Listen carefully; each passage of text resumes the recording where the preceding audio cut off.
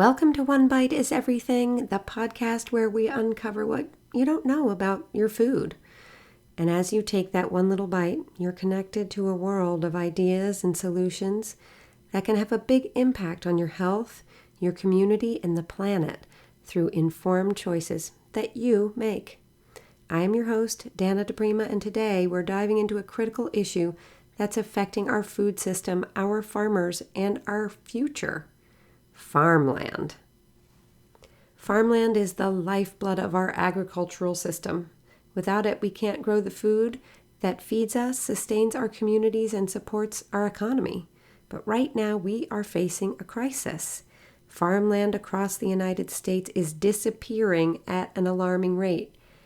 And this issue is particularly devastating for new farmers trying to get their start. Here's farmer Kendra Payne from the Herbal Scoop Medicinal Herb Farm in Narrowsburg, New York, on the topic. Kendra is one of 75 grant recipients for a 4 Farmers grant last year. I asked her what the hardest part of farming is from her perspective. I think that's access to affordable land. So many young farmers are trying to step into this work and don't have access to land. So in order for that to be a thing, I think we really need easy, accessible funding so that people can have access to land to be able to continue farming in this country. Let's break it down from here. First, let's talk numbers. According to the American Farmland Trust, the United States lost over 11 million acres of farmland to development between 2001 and 2016. That's equivalent to losing farmland the size of the entire state of Massachusetts. The trend hasn't slowed down since then. If anything, it's accelerated. So why are we losing so much farmland? There are several reasons. There's urban sprawl. As cities expand, they often encroach on surrounding farmland. Suburban development is one of the main culprits as housing, shopping centers, and infrastructure take over what used to be productive agricultural land. There's economic pressures, too. Farmland is increasingly being sold off because of the financial pressures on farmers. Rising land prices make it tempting for aging farmers to sell their land for development, especially when they don't have a succession plan or heirs interested in farming. There is also the trend of agricultural consolidation, where larger farms buy out smaller ones. That also plays a role. Often, this consolidation leads to less productive use of the land or changes in land use altogether. This brings us to the next really critical point, the impact on new farmers. For those who dream of starting their own farms, the high cost and scarcity of available farmland are significant barriers.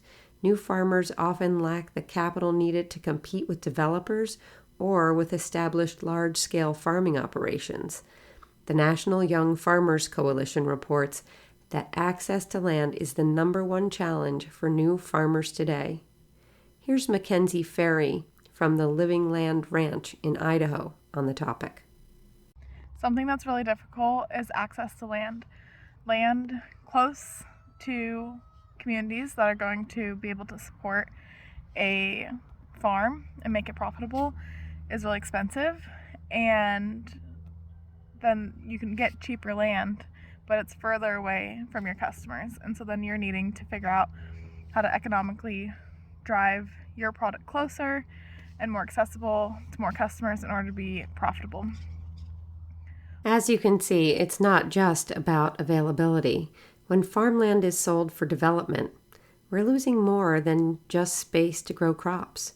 We're losing the rich soil, the ecosystems, the agricultural heritage that have been cultivated over generations. Farmland is often some of the most fertile and productive land, and once it's paved over, it's gone forever. So where is this land going? A lot of it is being transformed into residential and commercial developments. So what can we do about it? The solution requires action on multiple fronts. First, there's policy and protection. We need stronger policies to protect farmland from development. This includes zoning laws that prioritize agricultural use and programs that provide financial incentives for keeping land in farming. I'm sure there is something like this to consider in your own community. There's also the opportunity to provide support for new farmers. We need to support new farmers through grants or loans and access to affordable land. Programs like the ones offered by the For Farmers movement are crucial in helping new farmers get started and sustain their operations. Emily Kelly from Sunflower Family Farm in Washington recognizes that all the startup expenses are hard. Land is first, but it's all connected. Emily and the farm received a grant from the For Farmers movement last year to help put in a rainwater collection system to irrigate their crops. Just because we live in such a crazy economy right now, land is extremely expensive. Putting in new infrastructure is extremely expensive. It's quite hard to put in all of the things that you want right away without going into a lot of debt. And it's hard when you have a lot of projects that you know would help bring you more revenue, but you just have to kind of go slow about it if you want to prevent yourself from going into any debt with starting a new farm. Raising awareness about the importance of preserving farmland is essential. When communities understand the value of local farms, they're more likely to support policies and initiatives that protect agricultural land. It's all connected, and it kinda starts with you. One thing I love in getting to know farmers from across the country is their unwavering ability to problem solve and to innovate. We can all take a page out of their book.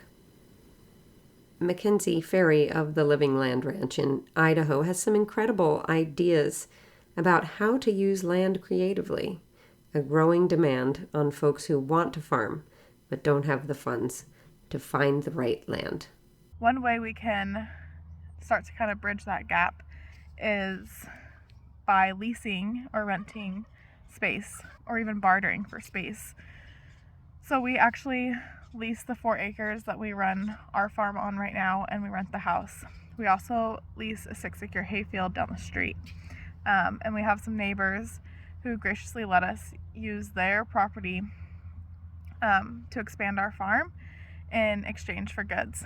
And so I think this is a really cool opportunity to build community, to use the land that we have. It's the amount of land that you need in order to sustainably grow food, grow animals, and also take care of the soil is a lot more. You can't just have an old McDonald farm on 1 acre and take really good care of the animals and the soil. And so it's just a really cool opportunity for the land to be used and not just sitting there unused, and also for the farmer to expand their operation without needing the upfront capital to purchase the land.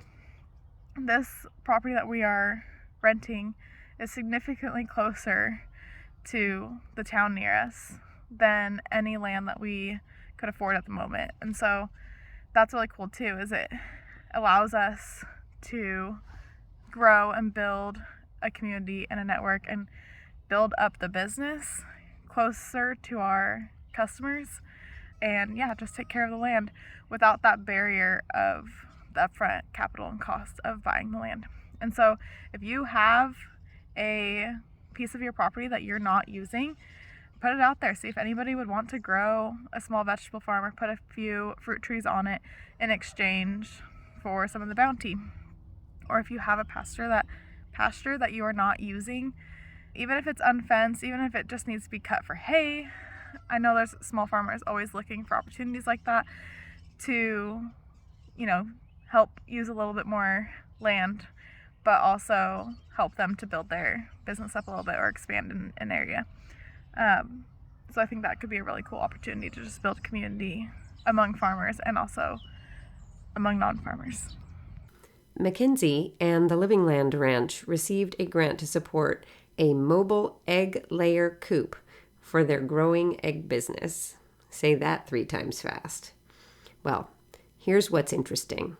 What Mackenzie is doing in Idaho is what rancher B.J. Edwards is working to formalize with support from 4 farmers in Wyoming. Have a listen. Hi, I'm BJ with Taste of the Wind here in Laramie, Wyoming. I want to create a land link platform here in the state of Wyoming because we don't have one yet. And a LandLink platform helps with the challenge of getting farmers and ranchers access to land where they can produce food locally.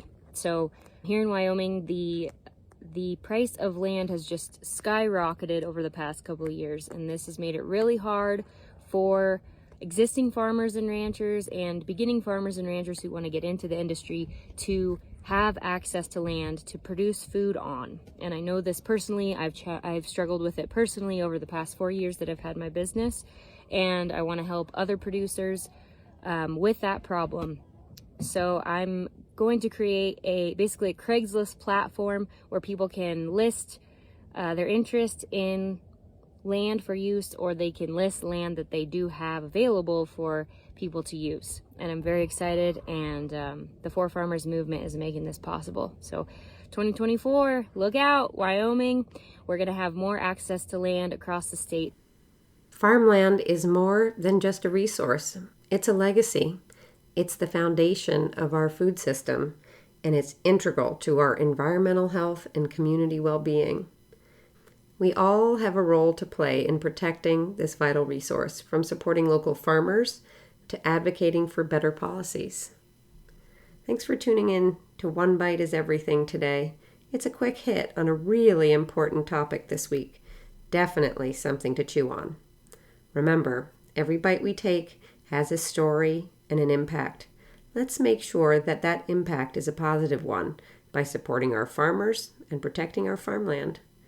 If you enjoyed this episode, please share it with your friends and family, and don't forget to subscribe and leave a little review. Together, we can make a difference, one bite at a time. Until next time, I'm DiPrima. Take care and eat well.